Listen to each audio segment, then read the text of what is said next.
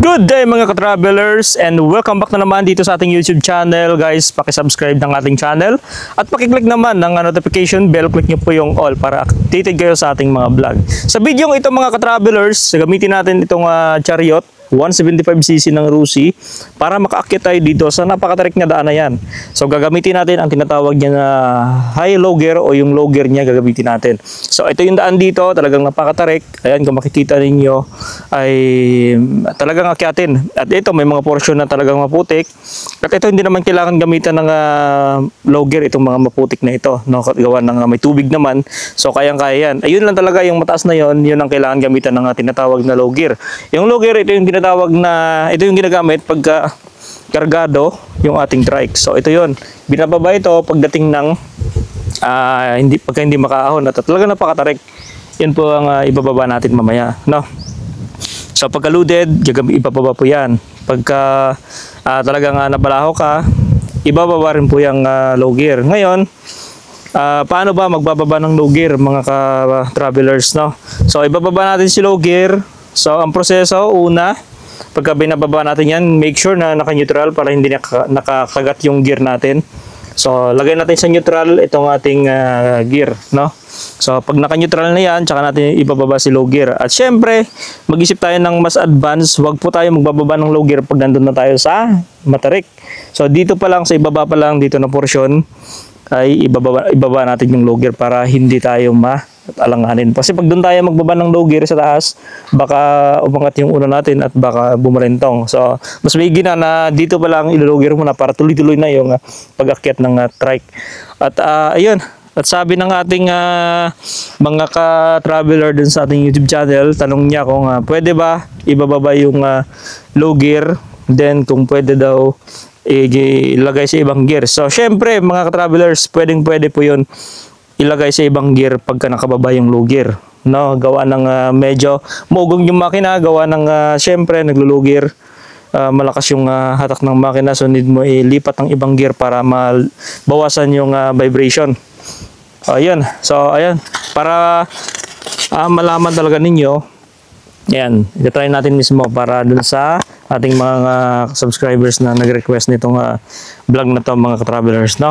So iakyat natin doon si chariot sa may matarik na daanan na yan gamit ang low gear. Yan, gagamitin natin si low gear para mas malakas at syempre maintindihan niyo yung proseso kung paano siya ibaba, no? So marami pa kasing hindi naunawaan yung paggamit nitong low gear natin.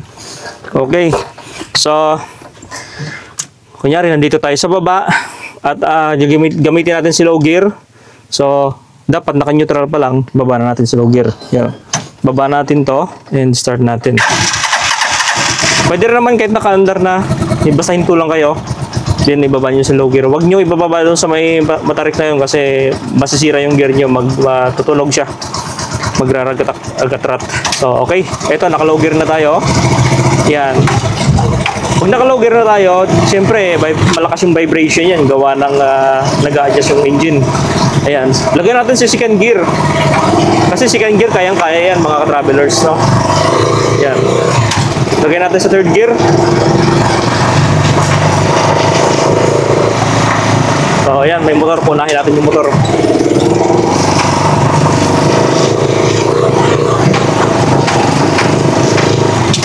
Punahin natin yung motor.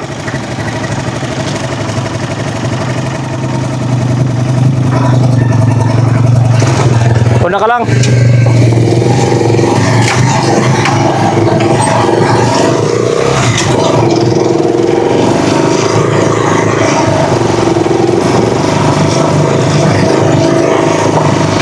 Okay. So naka-second gear lang tayo pero talaga namang malakas si chariot.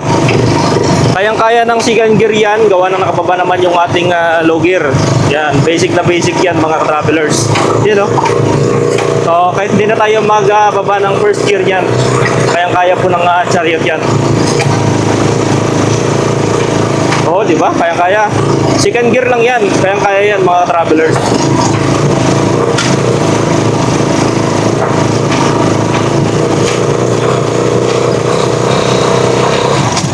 Okay, tersaira.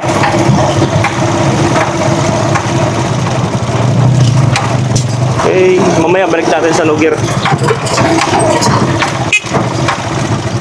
Ako na. So, ako na magsisirado. Yan. So, naka-low gear tayo. Then, ibalik lang natin. Pagka ibabalik natin sa normal na engine, yan, need natin neutral yan. Para, yun nga, yung pag-transmit ng gear o yung paglipat ng gear ay dapat sentro o yung lapat dun sa ibang gear, no? So, ayan. So, natin ito muna. So, dun sa may mga lubak, makikita nyo mamaya kahit wag na natin siya ibaba. Kahit wag natin ibaba yung lugir natin. Ito sa mga lubak na porsyon.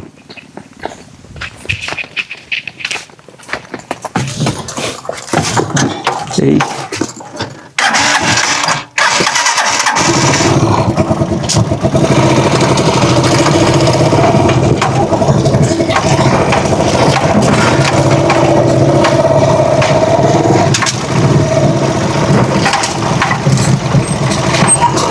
Ayan, mga ganitong daanan, no need na ibaba si low gear, gawa ng patag naman siya. At kayang-kaya naman siya ng primera, segunda, na normal lang siya na gear, no? So, no need na natin ibaba si low gear nito. Yun, no? So, segunda, kaya nga lang dito pagka wala kang karga, medyo matagtag siya. Pero, hindi katulad nung cargo type na talaga namang napakatagtag. So ito kasi meron siyang shock absorber kaya kayang-kaya niya laruin yung rebound o yung sabayan yung palag nitong ating molye.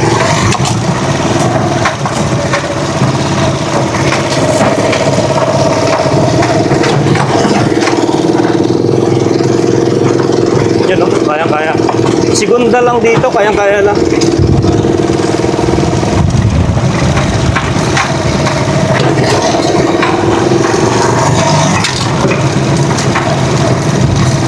Sarap ng simoy ng hangin. Talaga namang napakalamig, mga ka-travelers. Ganitong panahon, maganda mag-travel. Hindi mainit.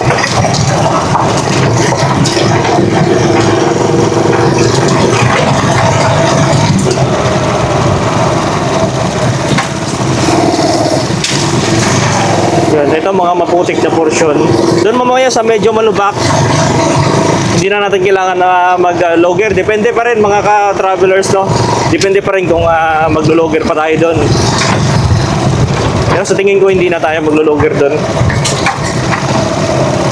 Ang kalaban lang natin doon, yung malalim na porsyon. Yun lang yung kalaban natin sa area na yun. Tulad nito, yung mga dinadaanan ng tubig.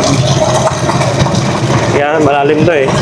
So, minsan, may iwan talaga yung isang gulong natin na nakaangat, yung isa nakalubog. You know?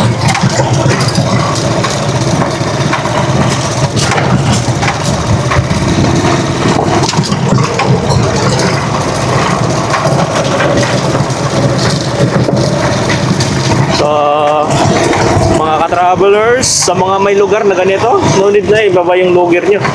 Maliban lang sa may matarik na dinaanan natin. Ito maputik oh. Pero yung putik dito, hindi siya malagkit. Sakto lang.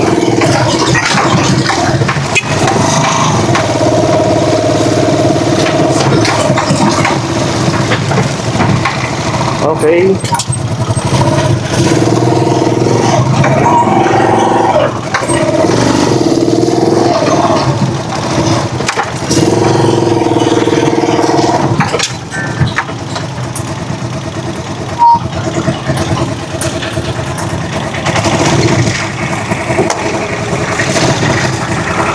Hi, Peter.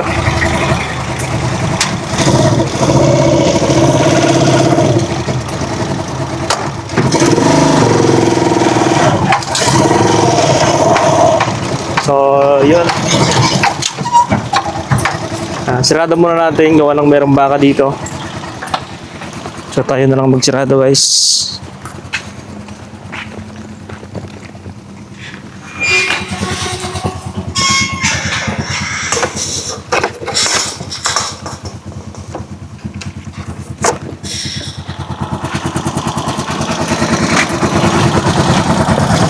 Okay, let's go. Para makita ninyo yung daanan talaga namin dito. Mga ka-travelers ay talaga namang napakahirap.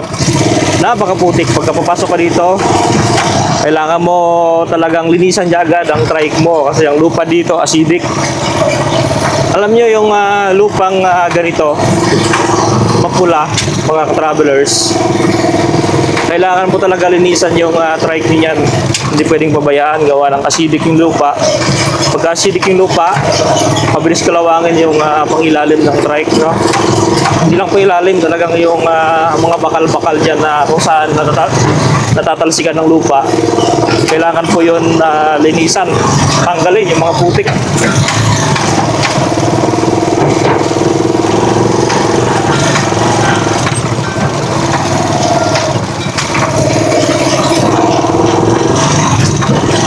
Yan, ito na tayo sa portion na maputik, oh.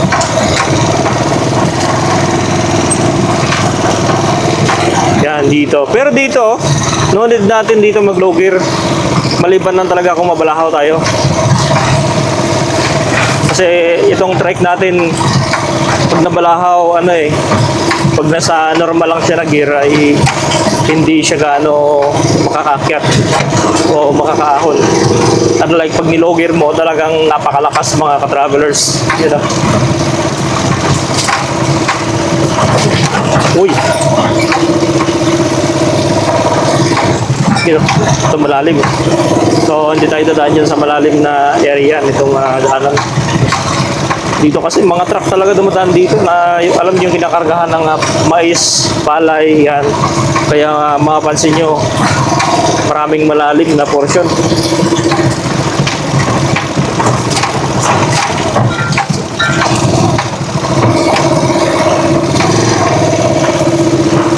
Yun, lalim. Tumatabingin na yung trike natin. So, primera lang yan. Primera natin para smooth lang siya. Hindi siya dadamba-damba. Yan. Oh.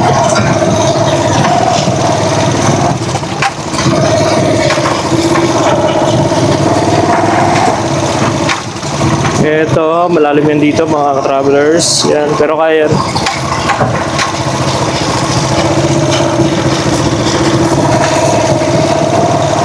Dito tayo sa kababaw lang. Uy! Lalim.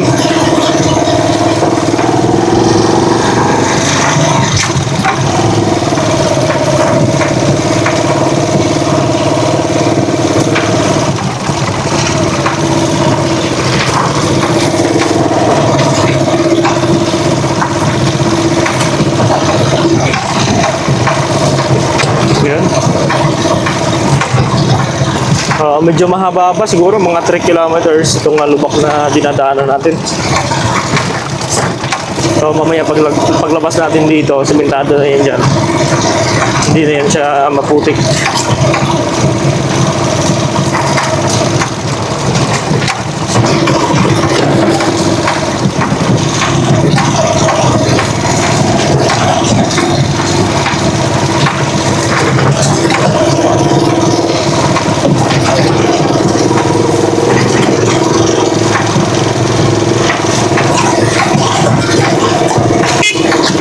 Sir.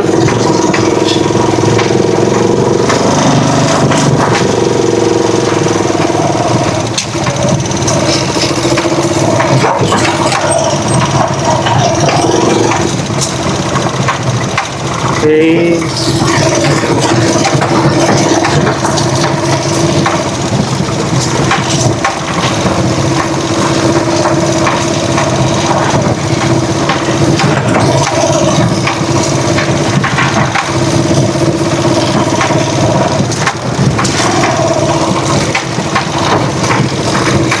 Mabato naman dito, mabato na maputik, malubak.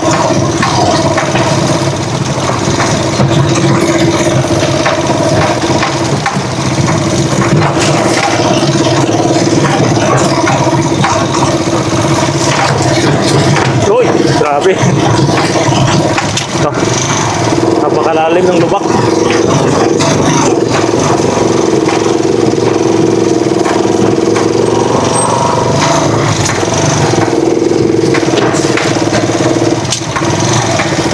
So, dito tayo sa gilid banda.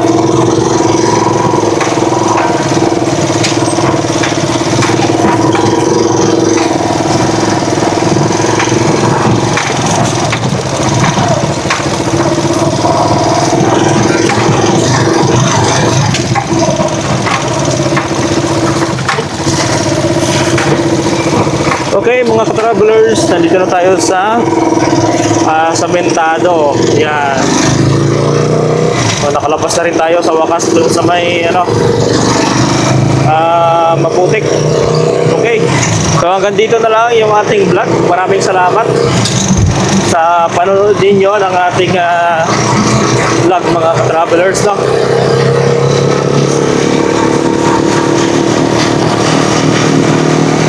Lakas ang hangin, no? Yan. At thank you for watching, mga ka-travelers. Thank you guys.